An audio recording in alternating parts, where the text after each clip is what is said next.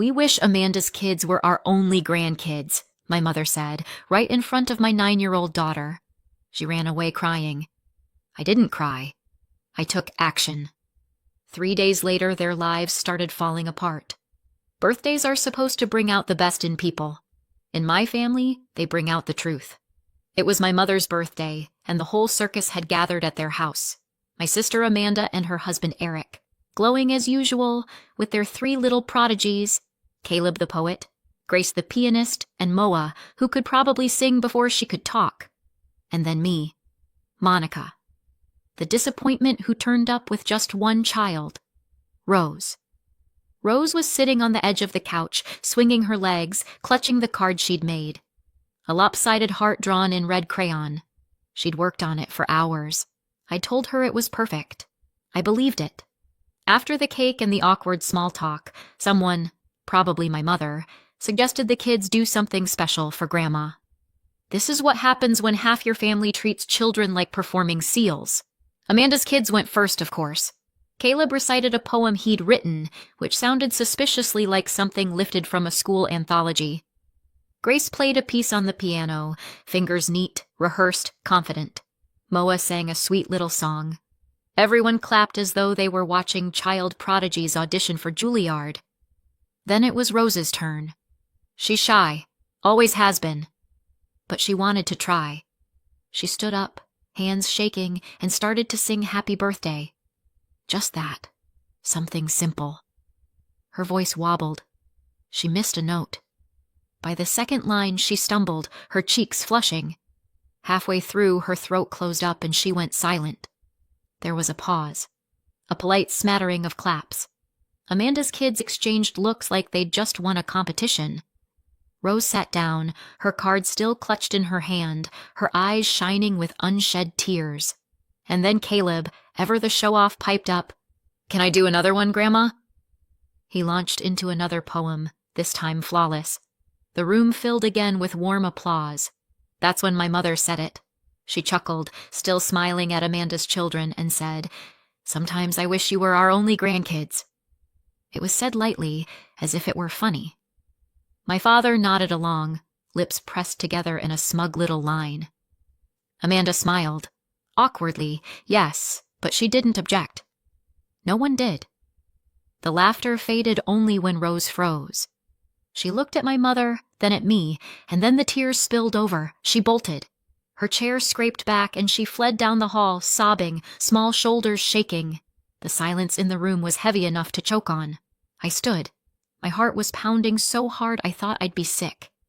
"Monica," my mother said, her voice airy, dismissive. "Oh, for heaven's sake, it was just a joke." A joke. I didn't answer. I didn't trust myself to. I walked down the hall, found Rose curled up on the floor, clutching her crayon card against her chest.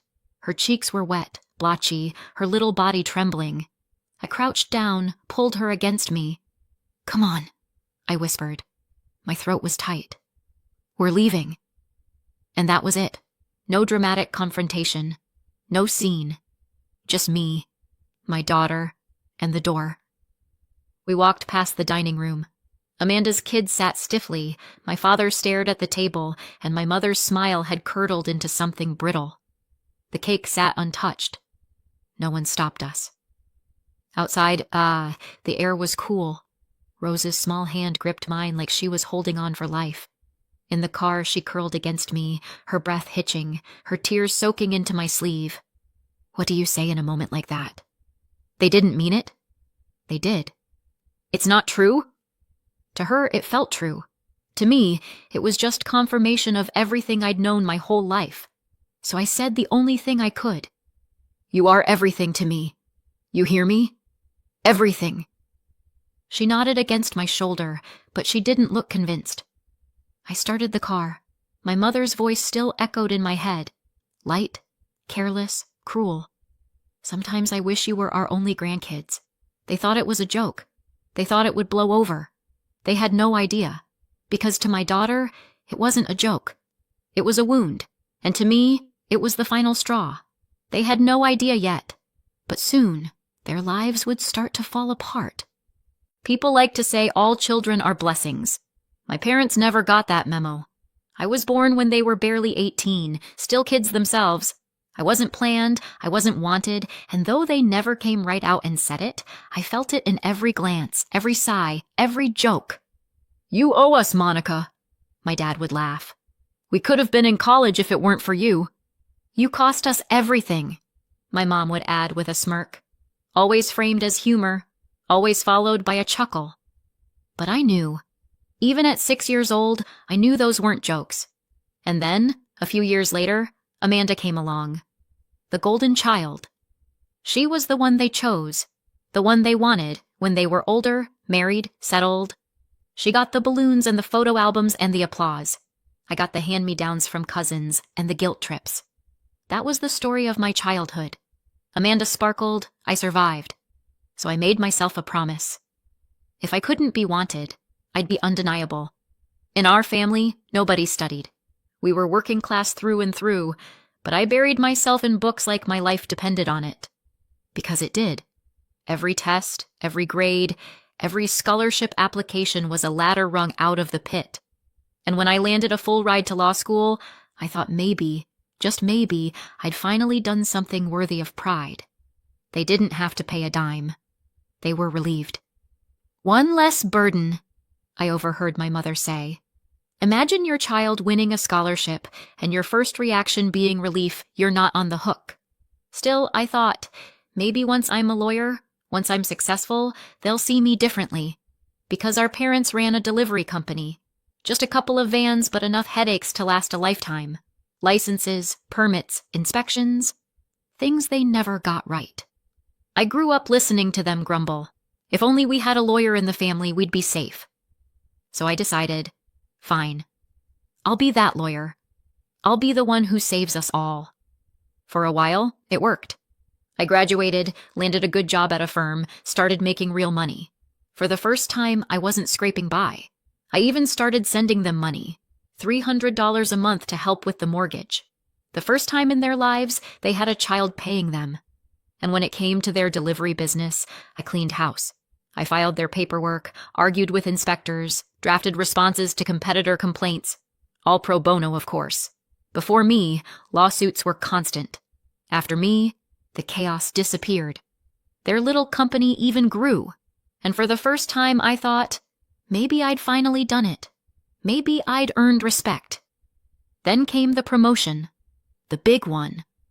I was in my early 30s, single, on track for a position that would have doubled my salary.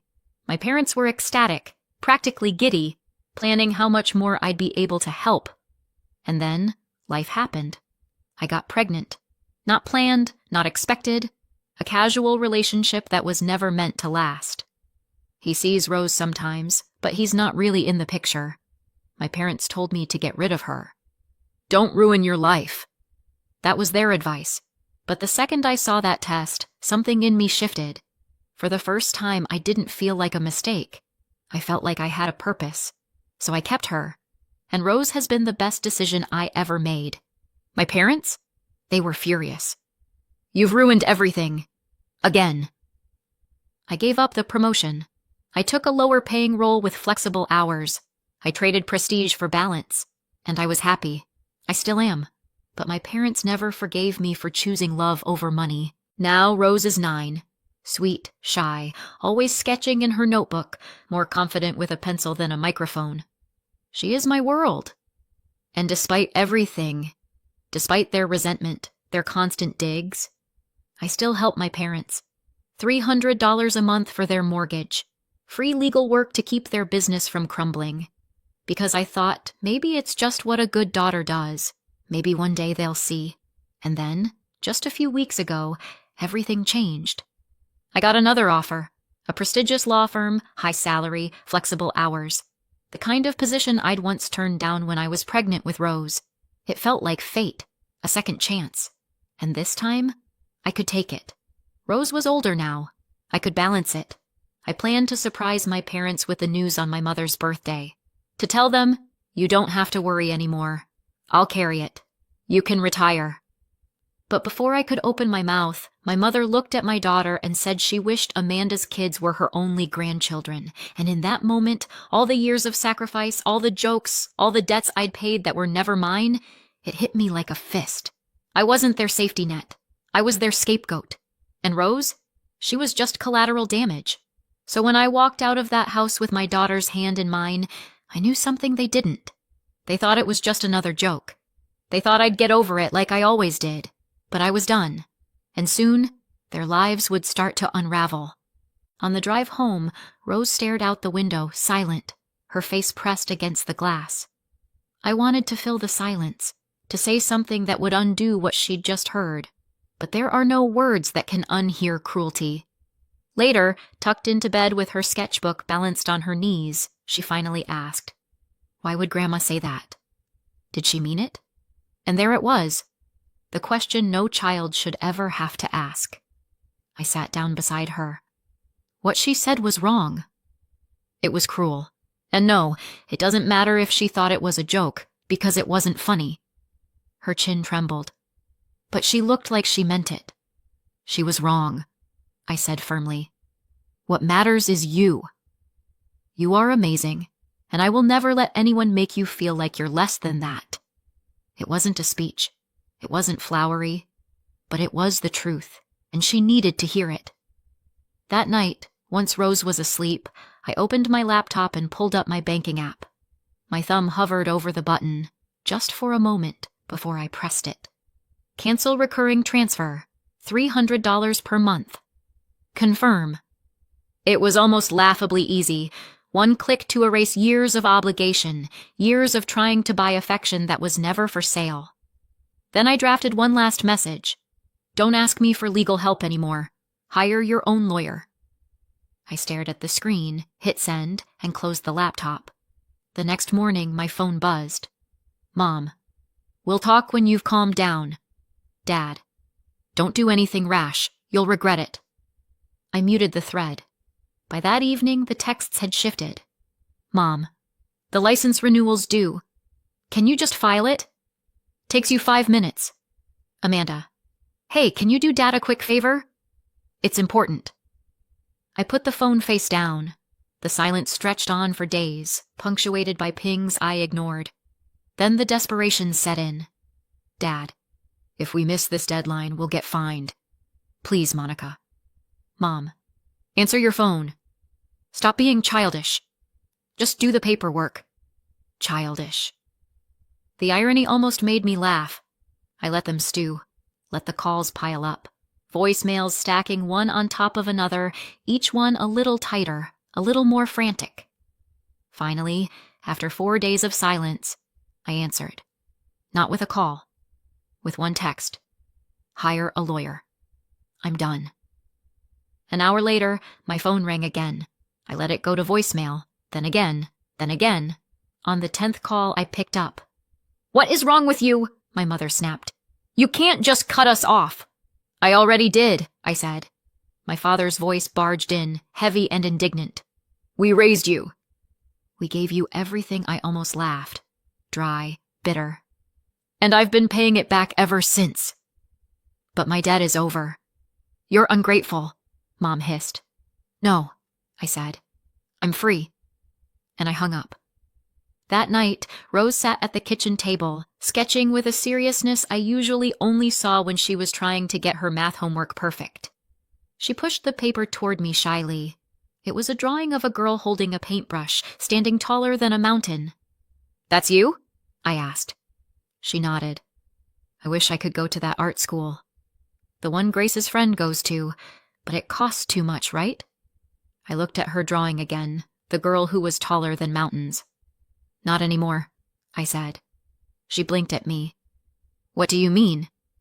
I smiled, the first real smile I'd felt in weeks. I figured out a way. You're going to that school. Her face lit up. For the first time since my mother's words, Rose smiled wide, unguarded, pure joy spilling across her face. It was the look of a child who believed again. If you'd asked my parents why I stopped helping them, they'd have given you a very simple answer. I got snobby. That's the word they used. I heard it secondhand through my aunt, who called one morning with her voice dripping with false concern. "Sweetheart, your mother says you've changed since that big job offer. That you think you're too good for us now." Too good. I almost laughed. This from the same people who once told me keeping Rose was the worst mistake of my life. "They left out the part," I said flatly, "where they told Rose they wished Amanda's kids were their only grandchildren." There was a pause. A long one. Then my aunt whispered, "They said that?" Yes. And just like that, the gossip chain shifted. Because while my parents were busy spinning the story of how their ungrateful daughter had abandoned them for money and prestige, I was quietly planting the truth. And the truth, as it turned out, had sharper teeth than any rumor. The calls started. Cousins I hadn't heard from in years. One of Amanda's in-laws. Even my father's brother, who barely remembered my birthday most years. "Why'd you cut them off?" they all asked, voices hushed, like we were discussing a crime. So I told them.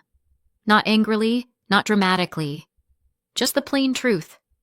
At my mother's birthday, they told Rose they wished Amanda's kids were their only grandkids. Silence. Then outrage. "Poor Rose!" one cousin gasped. "She's only 9. "Unbelievable," muttered another. And just like that, my parents' carefully built story of the snobby lawyer daughter began to crumble.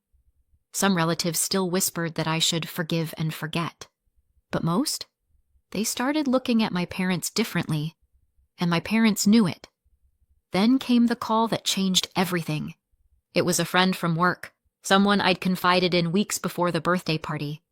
I'd told her about my new job offer, about how I'd planned to surprise my parents with it, to finally tell them they could retire. She sounded hesitant when I picked up. "Monica, I think I might have messed up." My stomach tightened. "What happened?" "I ran into your mom and dad at the store," she said quickly. "I thought they already knew, so I asked how they felt about the surprise." They looked at me like I'd grown another head. I said, the promotion. How you were going to tell them they could finally relax about money. "Monica." They went pale. Like ghosts. I closed my eyes, the image clear in my mind. My mother clutching her shopping cart, my father's mouth going slack, both of them realizing in one instant what they had thrown away. "They didn't know," I said. "No," my friend said softly.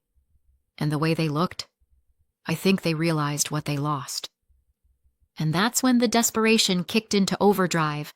The texts that once demanded turned syrupy. "We miss you. Let's talk. It was just a joke. We didn't mean it. Family makes mistakes. We can fix this." And then, one Saturday afternoon, the doorbell rang. I opened it to find my parents standing there, holding the most ridiculous cake I'd ever seen. It was massive, covered in pastel frosting, with "To our favorite granddaughter Rose" piped across the top in shaky pink icing. If insincerity were an Olympic sport, they'd have been taking home gold. My mother's smile was stretched so tight it looked painful. "We made this for Rose," she announced brightly, "to show her how much we love her." I almost laughed. Not because it was funny, but because it was so off-key it hurt. Normal grandparents insist they love all their grandchildren equally. But mine? They decided to crown a favorite overnight, as if that erased the fact they'd wished she didn't exist. I leaned against the doorframe, arms crossed. "Rose isn't home." Their faces flickered, but my father rallied. "Then let her see it later." "We just want to make things right." "Right." After telling my daughter she wasn't wanted, they thought a cake with bad icing and fake smiles could erase it. "You didn't come here for Rose," I said evenly. "You came here for my money." "That cake won't buy your way back." My mother's smile faltered. My father tightened his grip on the cake box like it was a lifeline. "Please," my mother whispered, the desperation finally cracking through. "Just let us in." "No," I said. "Take your cake." And leave. And that's what they did. 2 humiliated figures walking down my driveway, clutching their sugary bribe. The business collapse came next. Slow at first, then all at once. First, they missed a license renewal. A small fine. Annoying, but survivable. Then came the compliance audit. Missing forms, incorrect filings. The kind of paperwork I used to handle in my sleep. The fines doubled. A month later, a competitor filed a complaint. My parents tried to handle the hearing themselves. I heard later from a relative who'd sat in. They stumbled over legal jargon, contradicted themselves, practically handed the case to the other side. The penalties wiped out their savings. By the end of the year, the delivery company was finished. Amanda, who had been counting on inheriting the business, was left with nothing but debt. And without my $300 a month, without their safety net, my parents fell behind on the mortgage. Within months, the house was gone. Meanwhile, my life bloomed in contrast. Rose thrived at her new fine arts school. One afternoon, she came running out with a drawing clutched in her hands, breathless. "Mom! They put mine on the board! The teacher said it's one of the best in the class." For once, my child's work wasn't brushed aside.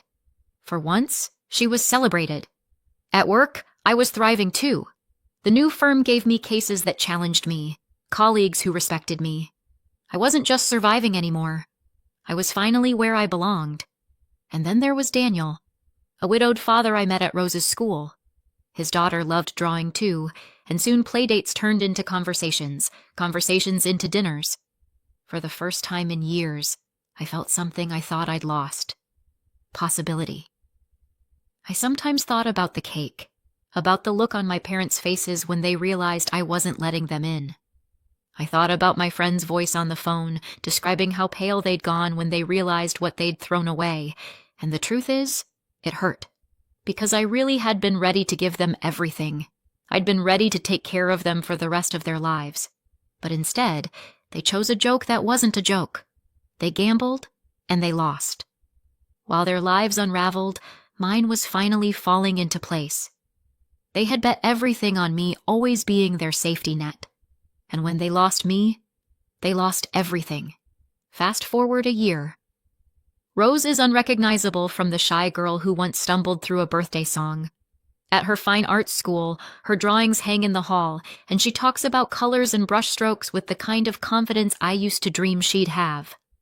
Watching her walk into that building every morning, head high, is worth more than every cent I ever wasted on my parents. My own life looks different too. The new firm became home. The promotion wasn't just a title. It gave me stability, respect, and the freedom to choose my own future. And Daniel? He's no longer just the widowed dad I met at drop-off. He and his daughter Lily moved in with us a few months ago. When I was a kid, I always imagined I'd have 2 children of my own one day. Then life happened. By the time Rose was born, I was single and staring down 40. I told myself that dream was over, that she would be my only, and I was grateful for her. But still, in quiet moments, I grieved the family I thought I'd never have. Now, somehow, that old dream came true in a way I never expected. Rose and Lily, Daniel's daughter, are like sisters, rooms side by side, covering the walls with drawings, whispering to each other at night until they fall asleep. And Daniel and I get to raise them together, a team. As for my parents, word travels. They rent a small apartment now, a far cry from the house they once bragged about. The business is gone. Amanda's bitterness is legend, and the relatives who used to defend them keep their distance. Everyone knows the story, the grandparents who told a child she wasn't really wanted. That's the legacy they built. So what do you think? Did I go too far? Or not far enough? Let me know in the comments, and don't forget to subscribe for more. After listening to today's story, perhaps it has raised some new questions in your mind, or maybe it has brought back some old memories. Every day on Reddit, new experiences and moments create fresh stories, and they connect all of us. Everyone has their own unique journey in life, and we all try to understand the world in our own way. These kinds of moments remind us that we are all human, sometimes happy, sometimes sad, and always learning something new. If you enjoyed this story, feel free to share it with your friends. Your thoughts and feedback are always valuable to us, as they motivate us to create even better content. Every story has its own unique angle, and our goal is to understand everyone's perspective and make our content diverse and relatable. Stories like these help us realize that life's journey is different for everyone, and by hearing other stories, we learn something new. You can also share your own stories with us. Your experiences are valuable to us as well, and if you enjoyed this video, please leave your feedback. We aim to create content that brightens your mind and gives you new ideas every time. If you've already seen this video before, your feedback is still important. With every piece of feedback, we can improve our content and bring a new perspective to our viewers. Today, what we saw was just a small part of the many stories shared on Reddit and across the world.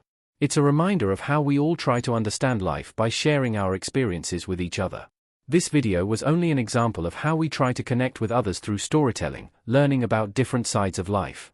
We hope to continue sharing such stories that help us all learn and grow together.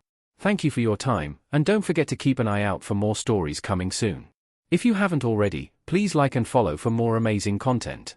Your support keeps us going, and we will strive to bring you more thought-provoking and heartwarming stories. Until next time, take care and stay curious. ****